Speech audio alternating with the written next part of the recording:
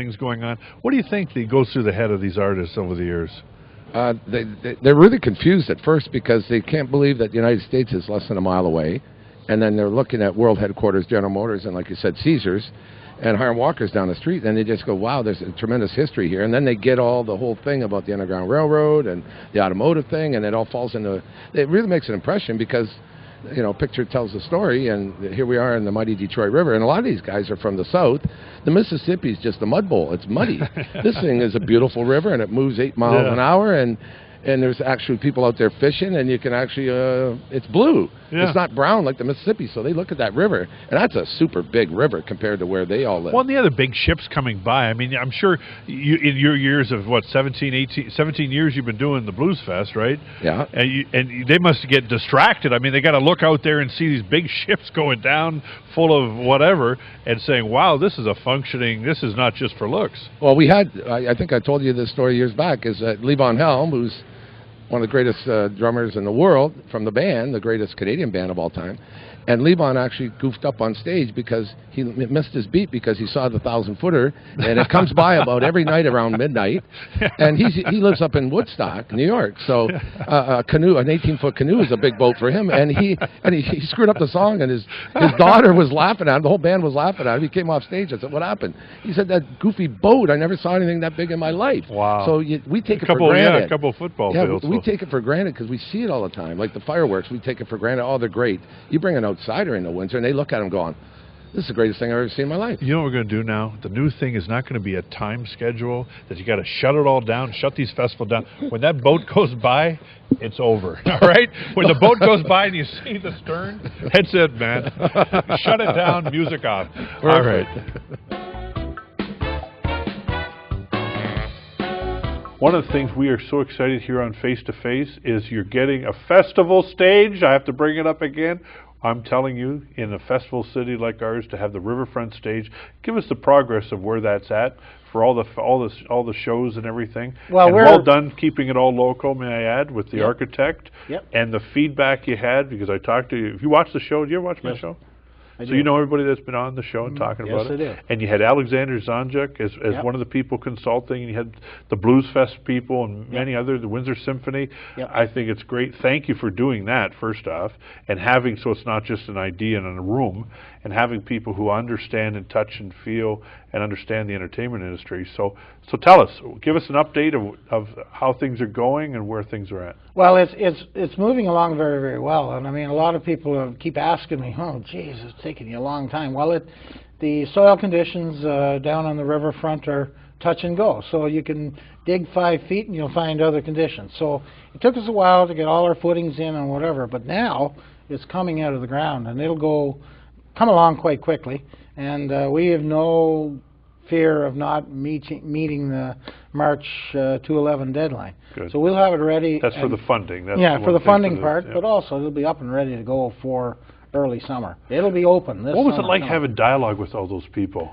Were they great. all on the same page, or was there Well, I think views? everybody had a variety of needs and issues, but they all understood that we needed to make and design this facility so it can accommodate everyone. So driving by, where would we look and see where this is going to be placed? Well, if you're driving by on Riverside Drive, just across from the casino at the extension of McDougall is where the new stage will be. Right. And it's facing eastward. Oh, we're so excited. It's going to be a very, very beautiful building. Probably one of the nicest features is that at the back of house of the stage, the roof of the back of house is actually a platform at grade with Riverside Drive. What are you going to do with that onion stage? You going to burn it? What are you going to do? Well, let's put it somewhere. Let's just have it as a monument to something. Well, we got to do something with the onion. That's yet to be determined, but I think there are a number of barbecue. People a number of people have had suggestions, but I think we'll figure out a way. I want the new stage up, and then I'll take the old one down. All right. We'll be there with our face-to-face cameras for that. All right, more with Don Sadler. Don Sadler in the house. Well, I know you've been working on this a lot of years, but I mean, 17 years, congratulations to you and the team. Thanks, so what are you going to look forward to? Who's the big act this year? There's 4 big ones, but the one we're really excited about is Timmy Robbins and the Rogues Gallery Band. Tim, is he an actor? Yeah, he's an Academy Award winner. No, honestly. Shawshank Redemption and well, we've seen Bull this Durham. Before. Listen to me. We have seen these people before. With Lou Diamond Phillips, he was an actor, right? I mean, this guy got it right. Well, Timmy does. I mean, you're so right. A lot of movie people are part-time wannabe musicians. He's pretty good, but Timmy's a real deal because he wrote all his own music. He's been writing music for 30 years, but his dad was a real, honest-to-goodness folk star back in the early 60s. He predates Bob Dylan. I mean, back in Peter, Paul and Mary. And his dad was in a band, the Highwaymen, and they were big news. And his mom was a singer, actress. So you'll find out a lot of painters are also actors. Actors used to be musicians. I mean, it's an arts thing. Yeah, they're very good at multiple disciplines. So Timmy's doing a lot of his own music, and he's got the Crackerjack, Scots, and Irishmen. When's he on? He's on Friday night. Friday night, okay. And then Saturday we've got a double headliner. We got Stephen Payne from the Bare Naked Ladies, the guy that wrote all the songs and whatever. St. Clair College is that. Well, we didn't have him. We had the Bare Naked Ladies, Ed Robertson and everything like that. But I mean, it's just great. I mean, these are songs, sing-along songs. Well, that's like the Guess Who without Burton. Right. Because Stephen was the Burton. He wrote most of the songs, and he was most of the singing. And so that's Saturday? Saturday, he's opening up for England's 10 Years After, who played Woodstock. So, I mean, that's a real rock and blues band. And then Sunday, we've got a big friend of Windsor's, Alto Reed's, Motor City All-Star. Seeger. Bob Seeger's guy just got off tour with Bob. He's been Bob's right-hand man for his whole career. Has he been part of this before? No. So this is his first time? This is the first time he's ever played Windsor. Wow. And he's got a 10-piece band. It's a Motor City All-Stars. And hopefully if it works out and he's happy, and I'm sure the stage will make him happy, every year he'll bring in special guests. And we you never know. This year.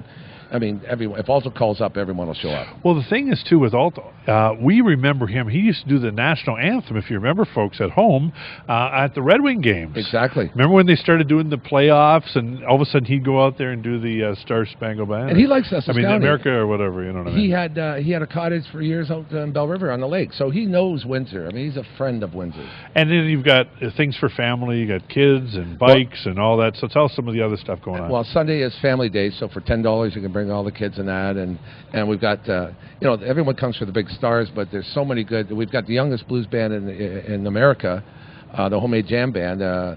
2 brothers, 18, 16, and their sister on drums at 12. And B.B. King's favorite band is this band called Homemade Jam, and they're out of Mississippi.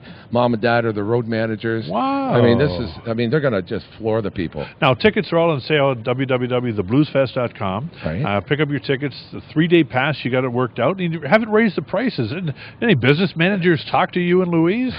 We're in Windsor. It's still tight. Yeah. So we've had the same $35 prices for a 3-day pass. We haven't upped our drink prices in 10 years, because we want people here and we want to keep it as cost effective as possible. So you buy a pass, and you'll be able to this 3-day Bluesfest pass, and you'll be able to get tickets for Friday, Saturday, and Sunday. Right.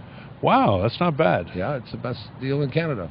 So when you're picking up the phone and you're planning, I mean, you got ideas for probably, number 18 next year, but when you're planning these things and you say, "Hi, this is Ted Boomer from the Bluesfest in Windsor, Ontario, Canada," do people start to get it? Like, "Oh, we've heard."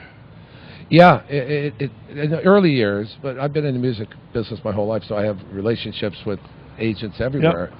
But there's a lot of competition. There's 800 blues festivals in North America. Wow! So we're all fighting over the same scrap. So but for example, Timmy Robbins is doing 3 shows in Canada, and we got one of them. Wow! So that says.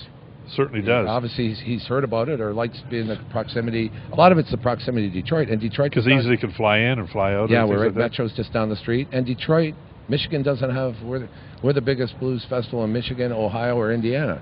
Great to know. So they have to come if they want to. If they love the blues, they have to come to us. Well, we love the blues year round because the Canada South Blues Society won a big award. I know you're part of all that, and you got to show the award. Get cameras here and everything. Look at this. So tell us about this award they won. Well, we partnered up about 5 years ago with Place Concord, Didi Marat and all the staff down there.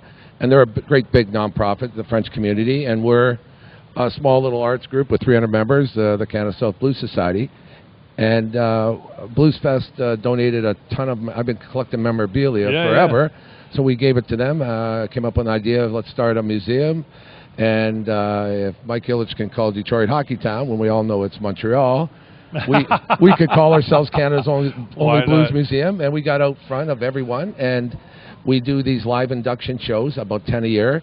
And we thought they would do great, and it's been crazy. And this award also was like the Apollo Theater won an award like this. Well, they only give this out every year in Memphis. The whole industry comes together from all over the world. Best radio station, best publicist, best filmmaker.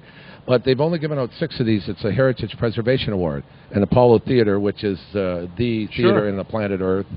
And then the U.S. Postal Service won about 15 years ago when they put out a post stamp, with Elvis and Muddy Waters, and our little museum got lucky. And I finally got to go there. I was honorary member. Remember a few years back, you presented me with the honorary membership, but I got to see it. We had the Probert ride out there, the Bob Probert for Hotel Dieu Grace Hospital.